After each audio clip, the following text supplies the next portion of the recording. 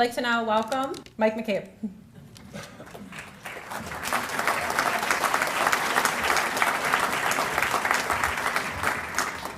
Thank you, everybody, for being here. For those of you who came up and shared your stories, thank you for having the courage to share those stories. Thank you for asking the questions that you're asking.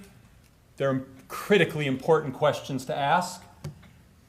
But I have to say that if we're going to get to a better place on the issues that you're raising, we've also got to have the courage to have conversations all over the state of Wisconsin about things that people won't talk about, that they're uncomfortable discussing.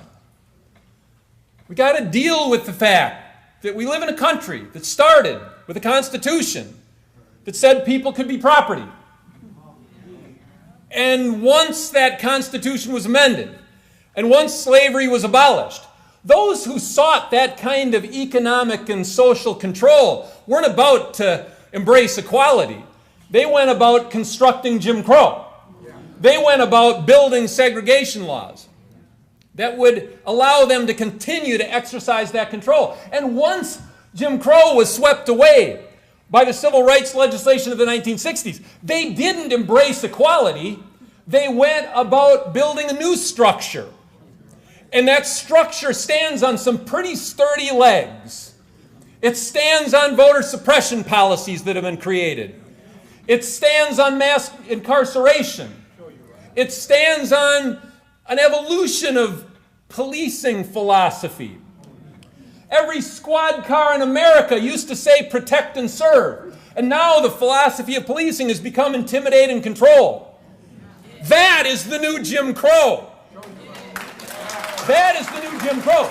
And if we're going to get to a better place about all the things you care about, all the issues you raise, all the questions you ask, if we're going to get answers, we have to commit ourselves to cutting the legs out from underneath that new Jim Crow.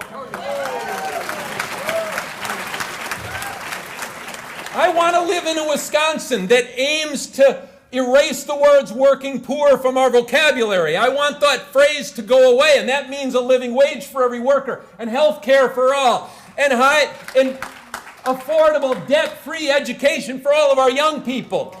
It means committing our state to dealing with the disgrace of having a state budget that spends more on prisons than the entire university system.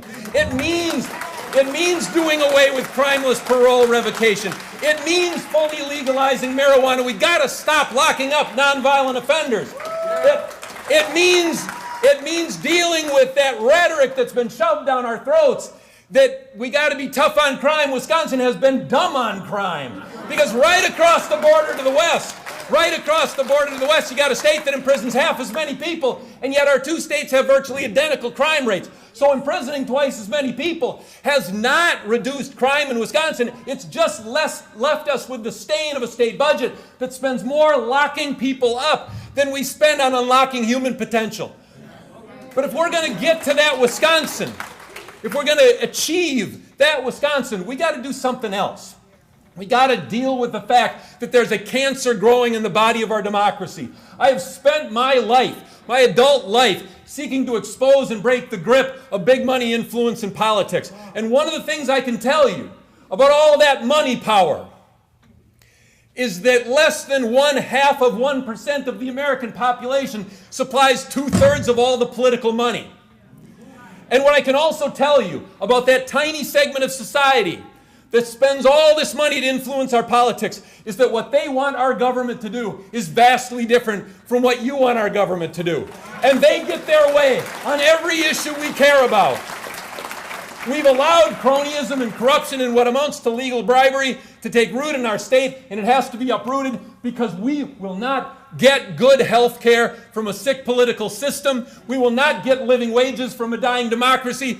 We will never get anything more than thoughts and prayers after each new mass shooting from elected officials as long as they're paid to take no other action. We have got to deal with that cancer growing in the body of our democracy, and we've got to cut out that cancer. Thank you.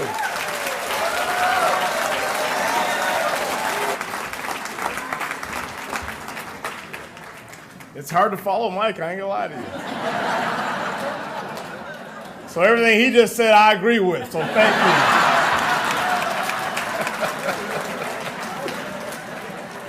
you. Mike, you had me clapping for you for a minute there. I was like, wait a minute, I'm running against that. Anyway.